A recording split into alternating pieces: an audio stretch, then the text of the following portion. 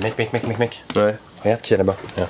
Viens dans le vidéoclub, c'est vachement mieux qu'ici. En fait, t'as des petites promotions. Oh putain. Vas-y, on y va. Tiens, voilà, prends la petite carte. Non, ça m'intéresse pas. Non, ça m'intéresse pas. J'ai rien à voir avec ça. Allez, Qu'est-ce que pourquoi? Tiens, regarde qui voilà. Monsieur Cinéma et son fidèle acolyte. Regarde-moi, c'est bouffant, on dirait Dumb and Dumber. Et vous là, regardez-vous, on dirait Tango et Cash là. Non mais en fait Tango et Cash c'est cool. Ok. Bon, je peux savoir pourquoi vous refourguez votre cam sur notre territoire? T'as vu comment j'aurais lancé la carte? Ouais, bien joué. Il reste plus que 2 vidéoclubs dans Paris. Le nôtre et le vôtre. Alors on fait gentiment comprendre à vos clients qu'il faut rejoindre les meilleurs. Étrange, venant de la part d'un mec qui ignore sûrement... Quel est le premier film de Brian De Palma? Icarus, court-métrage 1960. Bim! Ok, je vois qu'on a de la chatte par ici, pour un type qui a déjà oublié qui a eu le score en 89. Rain Man, Barry Levinson. Bim. T'as vu comment je l'avais? Ok, je vois qu'on a envie de jouer par ici.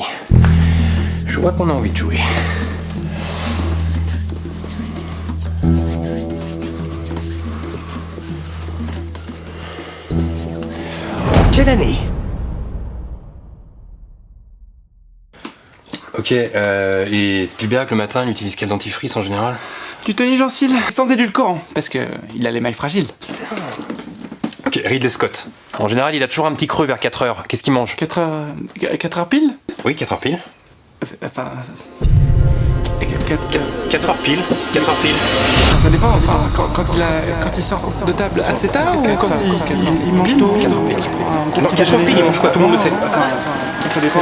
Si par exemple il a en fait il déjeune tard, il prend pas pareil. Qu'est-ce qu'il mange quoi à 4 heures, le mec? C'est pas merde, c'est tout. À 4 heures, il mange quoi, le mec?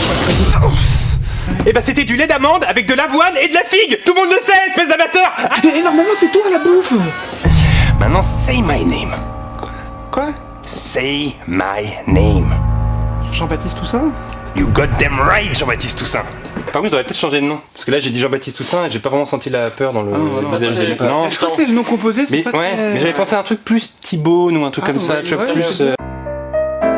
Bon, aujourd'hui, quand on pense à Breaking Bad, on pense forcément à Bryan Cranston. Mais à la base, le rôle, il était destiné à John Cusack ou à Matthew Broderick. Alors, bien évidemment, les deux ont refusé, et Vince Gilligan, le mec qui a créé la série, il est allé voir les producteurs en leur disant « Le seul que je veux, c'est Bryan Cranston ». Et les mecs, ils lui ont répondu « Le type qui s'épile dans Malcolm, là la flemme ». Et là, Vince, il leur a dit « Non, mais ce mec, il peut tout jouer. Il y a 10 ans, je lui ai écrit un rôle spécial dans X-Files, et il était génial ». Du coup, les mecs ont regardé l'épisode, et ils se sont dit « Bingo, on l'engage ». C'est marrant parce que Jesse, c'est devenu un personnage hyper important de la série, mais à la base, il était censé mourir lors de l'épisode 9 de la saison 1. Entre temps, les scénaristes l'ont trouvé très sympathique, très gentil, très important pour la série, du coup ils se sont dit ok on va le garder jusqu'à la fin. Le chapeau de Heisenberg c'est devenu hyper identifiable, mais à la base c'était pas du tout prévu. Comme il était chauve, il avait demandé à la prod un chapeau pour éviter les coups de soleil, mais à force de le voir comme ça, ils se sont dit ah mais c'est pas mal comme style ça, on va le laisser comme ça ce mec. Pas mal. Tu vois la meuf dégueu qui joue la pute là dans la série? Ouais. Ben un jour pendant une scène, il y a un type qui est venu la voir en lui disant c'est quoi vos tarifs mademoiselle, etc. Genre en fait il avait pas vu les caméras quoi. Oh le porc. Gros porc. J'ai bien réfléchi et je pense que s'il m'arrivait la même chose que Walter White, bah tu vois moi aussi je lancerais un petit business parallèle. Tu vois, Un business de quoi? Je sais pas, tu vois genre des cigarettes électroniques, je les refoudrais dans la rue et tout, tu vois. Mais non mais c'est pas de la drogue les cigarettes électroniques. C'est un peu nocif, attention. Hein. Ouais bah ce serait une série bien naze. Hein.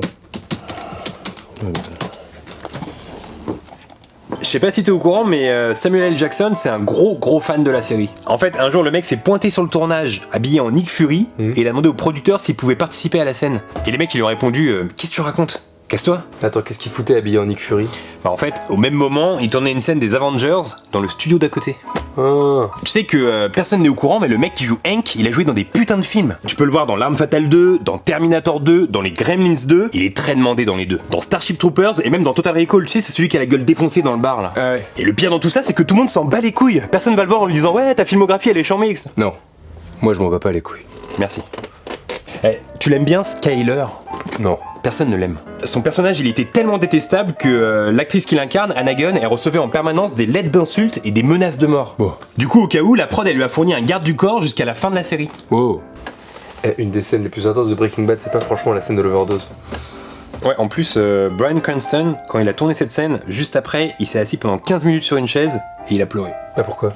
Parce qu'en fait, durant la scène, il a imaginé que c'était sa propre fille qui était atteinte d'une overdose. Dur. Ouais, du coup, il s'est dit comment je réagirais, etc. Et il a eu beaucoup de mal à revenir dans la réalité après.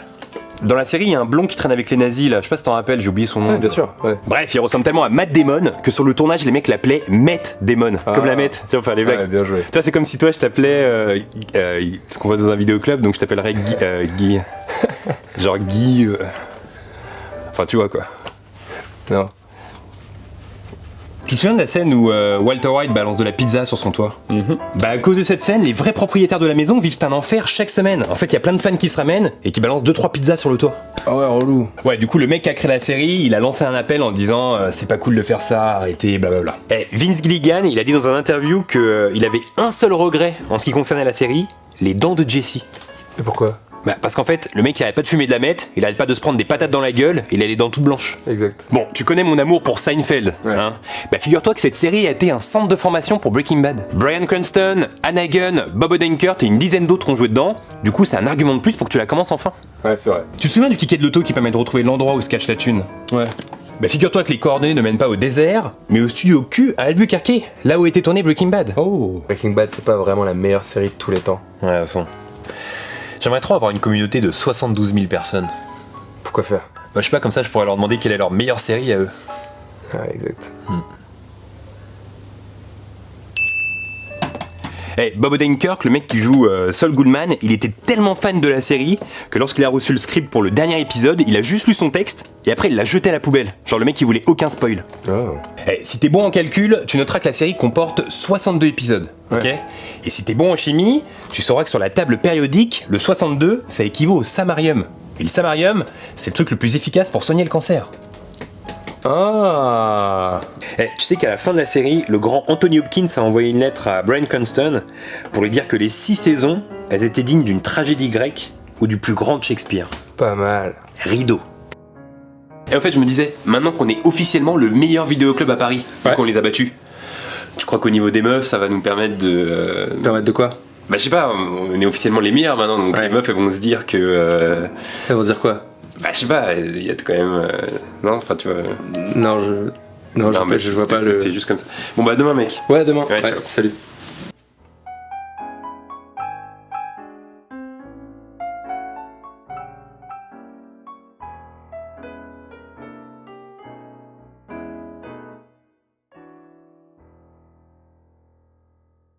Cassez-vous, je vais pouvoir dans votre vidéoclub, allez, cassez-vous. Tenez, vous avez oublié ça. Casse-toi. Allez, go. C'est le meilleur, qu'est-ce qu'il croit?